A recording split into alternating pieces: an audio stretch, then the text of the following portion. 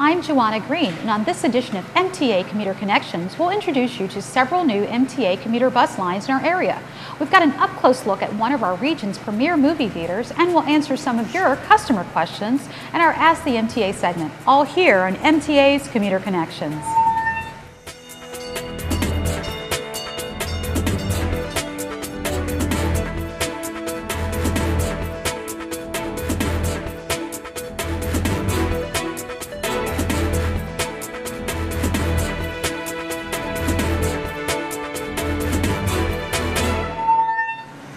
Welcome to MTA's Commuter Connections. For this edition, we're on location at the Charles Theater in Baltimore.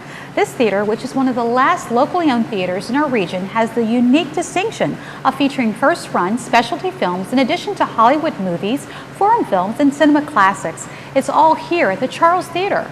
Joining us with more information about this theater is manager Kathleen Cusack. Hi Kathleen, how are you? Good. Welcome to Commuter Connections. Thank you. And thank you for opening up this fabulous movie theater to You're us. welcome. Now tell us, how far back does the Charles Theater go in the history of Baltimore?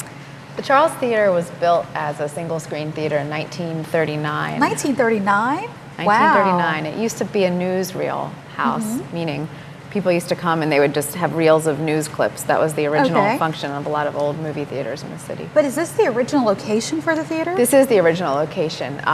The original single-screen theater is right behind you. The restaurant, the Tapas Teatro, sits where the original lobby was.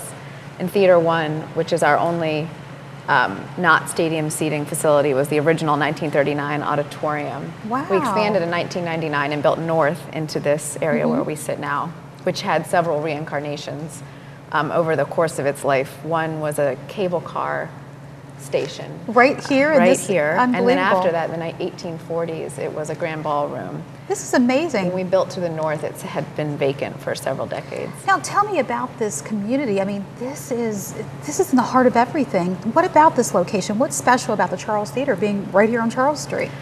Well, Charles Street is obviously a main vein for the city, and there's a tremendous amount of growth and traffic and attention to it, and it's important that it be vital and safe and vibrant and filled with commercial enterprises. Right. And the train station is right to the south, and we have the burgeoning Station North Art District in which we sit. You're And close to Micah, actually, yeah. We've got Micah right around the corner. We have the beautiful Mount Vernon a little bit further south, and we're very centrally located. I understand you guys have had movie premieres here. Tell us a little bit about some of the movies you've premiered here at the Charles. Well, a couple years ago when the John Waters movie Hairspray was remade in a more Hollywood fashion, the premiere was here. We also have a lot of local film premieres and area filmmakers that want to have an opportunity to play their movie in a theater that it might not have been picked up by a distributor or have a real chance. So independent films to some degree. Yes. Now, how would you say that the feel or the character of this movie theater has changed over the years? Well, it hasn't all that much. It's been for the past 30 or so years an art movie house, meaning that we play smaller pictures, foreign films, documentaries, not the kind of Hollywood blockbuster you'd see at a multiplex. So that component is pretty much unchanged. And I've noticed that you've said there have been burgeoning businesses around here. I mean, I'm noticing food and other theaters. Tell us about some of the changes. I should say you guys are kind of an anchor in the community. So what else has emerged as a result of you being here? Well, in 1999, when the additional 4-screen were built, a lot of changes started to begin to percolate. We have a new crepe restaurant to the north of us. We obviously have the Tapas Teatro directly to the south. And all along North Avenue, there have been some bars and galleries and smaller concert halls, theaters, pizza joints, you name everything. it. So it seems to really be taking a life of its own, which is great to see. What do you think, why do you think you guys have been so successful in this theater community in Baltimore? Why do you think that you guys have really been embraced? Well, I think we offer something different to Baltimoreans that, I mean, you can't really go anywhere else in the city or the state for that matter and see an Iranian documentary or a 1950 classic or a silent film. So we offer something that's really unique, I think. Now, let's say that folks really want to get information about the types of films or what's coming up on the horizon. How do they get information about what's showing here, or even about ticket prices, all those things? Well, all of the information about our operation is on our website, which is www.thecharles.com. We're also here every day up in the office and available to answer any questions someone might have. Can people host events here? Absolutely. We have the space, this lobby can be used for rentals, and our auditoriums are often rented for premieres or events or fundraisers by various different nonprofits. Well, that's good. Now, how long have you and your family been in the theater business? Since 1993. Wow. Okay, that's wonderful. And what would you say has been the greatest reward in operating a business like this? Just how much it means to people. It's really humbling how much people really care about this movie theater.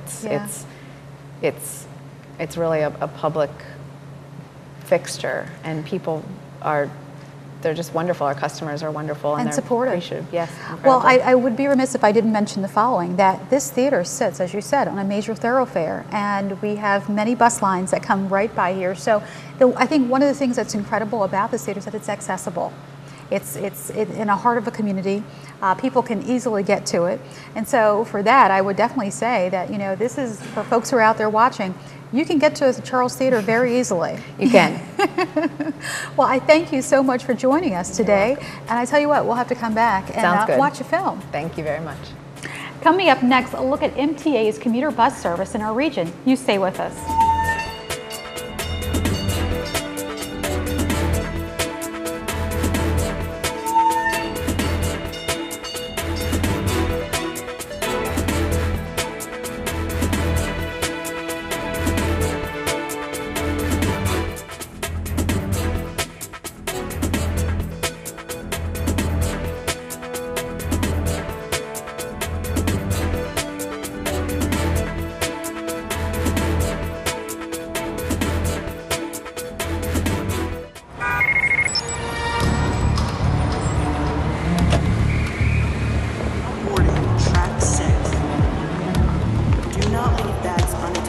Maybe you see something suspicious, but you don't want to get involved. It's nothing, you think. Can you be sure? If you see something, say something. Report suspicious activity to local authorities. Learning how to kickflip 6 stairs takes determination. So will getting into college. I've got what it takes.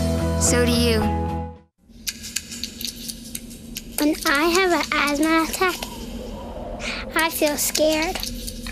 Sometimes my parents have to take me to the hospital. I feel like a fish with no water.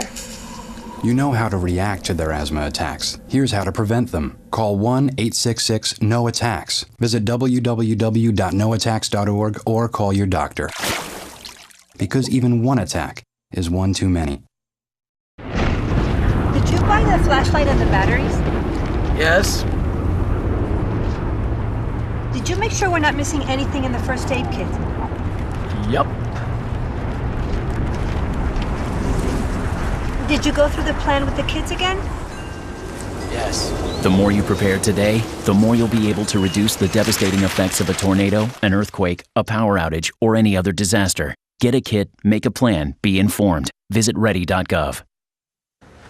So, you're looking for help with your mortgage. Worried about foreclosure? Messy stuff. We're a mortgage rescue company. We can help you keep your house. All we ask for in return is that you submit to our plans for galactic domination.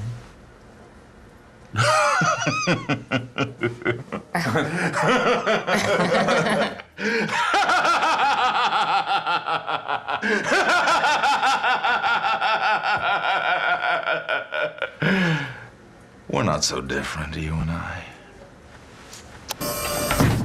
Sign.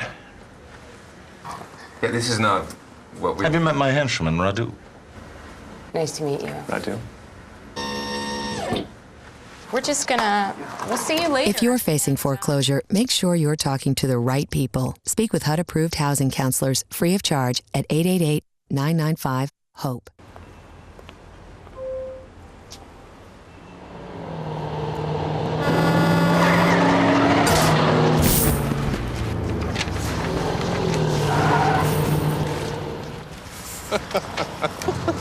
be happening. This can't be happening. Of course it's not happening. Armored car. Listen, having money isn't about luck. Make your own coffee, save $1,000 a year. Feed me. Feed the pig.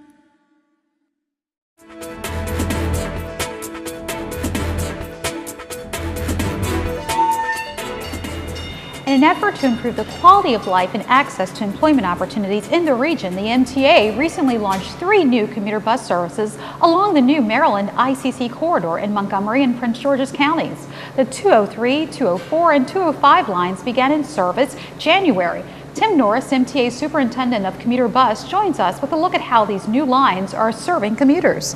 Well, welcome to Commuter Connections. Hi, Joe. Good to see you again. Speaking of serving commuters, we have new commuter bus lines. Yes, we have new commuter lines, and on our other lines, we have a lot of overcrowded buses. I love the sound of it, overcrowded buses. So tell us, what are these new lines and where do they launch? Like, what are their start points and where are the end points? The 203 was just started when the ICC was completed. That starts in Columbia and goes to Bethesda. Okay. The 204 starts in Frederick, and that goes down to College Park. And the 205 starts at College Park, and that goes to the Germantown Transit Center. Okay. Now, what was the idea behind these services? When the ICC, there was plans for the ICC to be built, there was money allocated to run public transit along the ICC. Okay. That's what these 3 now, routes are these new routes particularly geared towards folks who would typically drive like on 95, or are we targeting certain communities to try to get them to be on the use commuter bus service? It's basically trying to get people out of their cars into public transit and transport them back and forth to work.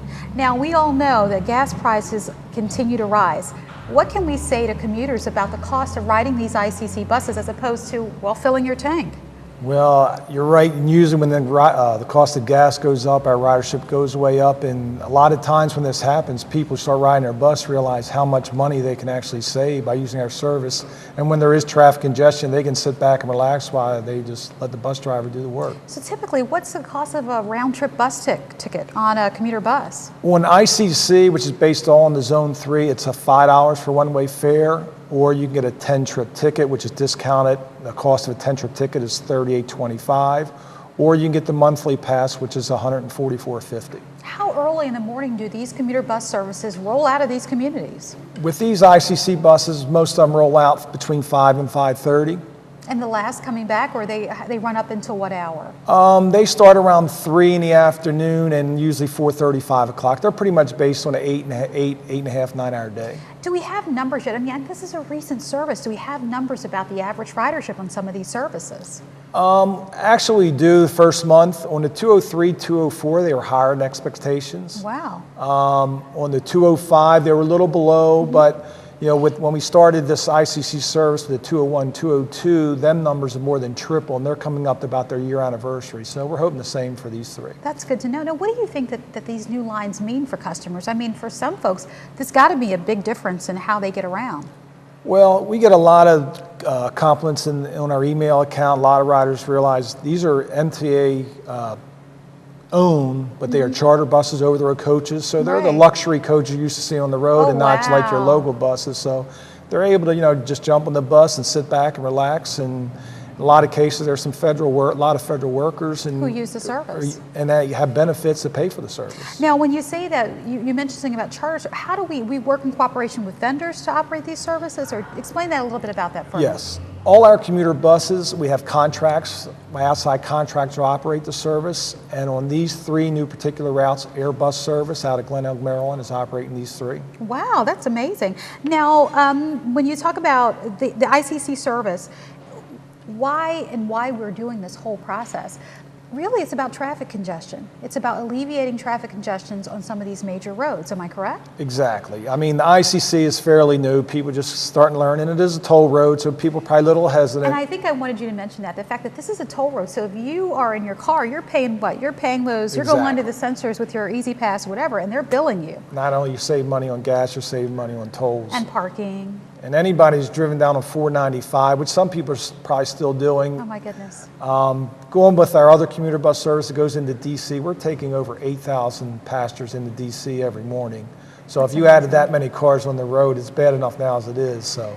I think people might want to also understand the value of sitting back and letting somebody else doing the driving. You can whip out your laptop. You can do a lot of things on those buses. A lot of people do that. They do some work. A lot of people just take a little power nap on their way to work. And nothing like a power nap on your way to work and the way home too. You know, when there's congestion and traffic, there's disturbance. They're able to at least sit back and relax and let the bus operator do the driving. Now, if folks are interested in getting information about ICC bus routes or just in general about MTA commuter bus services, what can they do? They can go to our website, which is mta.maryland.gov, to give you information on all our commuter bus routes. You can go to the commuter bus section. Can they call you guys also? We have an email on all our schedules. We have an email comment line, and that's usually the best way to get a hold of us, since we don't have a direct line. Right. But once they get to us through that, we can answer any questions they got. And for the 5 new ICC commuter bus routes, the 2 previously, it's come up on a year anniversary, 3 new ones. There's another MTA website, mtaiccbus.com. Oh, that's right, and they can download schedules and get additional information. Correct. Well, we're certainly going to have you back to come in and talk about how much progress we've made, what ridership levels are like, and if there are any tweaks or any changes in those destination points. Great, it's nice chatting. Thank you so much, Tim, and good luck with all those folks on the bus. All right. You're going to need it. Coming up next, we'll give you a chance to ask the MTA questions you have about transit service, so stay with us.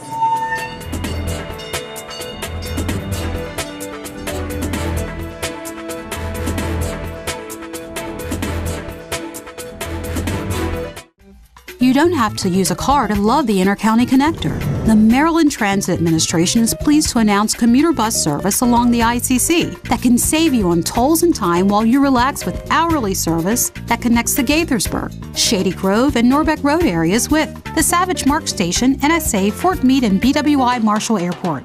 Travel with ease on the ICC when you relax with us and take the bus.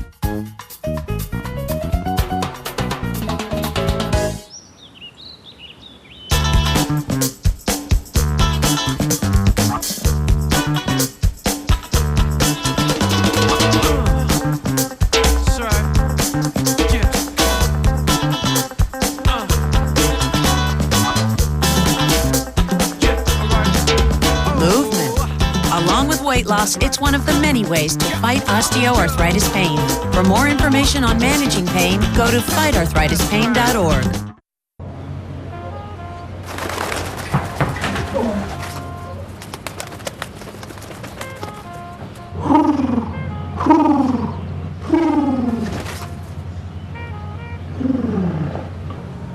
Be free.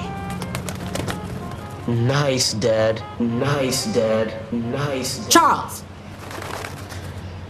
Nice, Dad. You don't have to be perfect to be a perfect parent. There are thousands of siblings in foster care who'll take you just as you are. In 1977, an 8-year-old boy picked up the game of golf from his father. The odds of that same boy then making it to the US and European pro golf tours, 1 in 7 million. The odds of the Big Easy winning the US Open twice, 1 in 1.2 billion. The odds of him having a child diagnosed with autism, 1 in 110. Ernie Els encourages you to learn the signs at autismspeaks.org. Welcome. I understand you need a little help with your mortgage. Want to avoid foreclosure. Smart move. Candy? Well, you're in luck. We're experts in this sort of thing. Mortgage, rigmarole, whatnot. Really?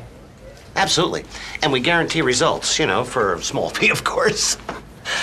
Such are the benefits of having a professional on your side. Why don't we get a contract? Who wants a contract? Here you go, Pete. Thanks, Betty. Write a toner. Sign it. Come on, sign it.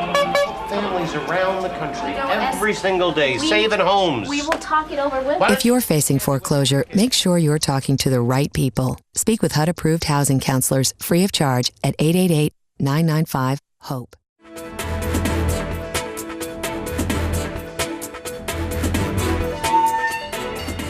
The MTA is committed to providing you the best in transit, and we're interested in your thoughts about MTA service. That's why we feature a segment called Ask the MTA. And on each Ask the MTA, we give you an opportunity to ask MTA personnel questions you have concerning transit. And here to answer your customer questions is MTA Customer Information Officer Maricel Peralta. We recently took to the streets for your questions, and here is the first question. My name is Rajay Hagar. I'm from West Baltimore, and my question is, can MTA provide other means of transportation when one part of transportation is delayed or out of service, like a bus or a light rail? So the question really is, what do we do when we have one bus or a train go out of service? Can we provide some type of alternate service? Yes, we pull buses from the closest bus division or from service already out in the street. Okay. And we create what we call bus bridges.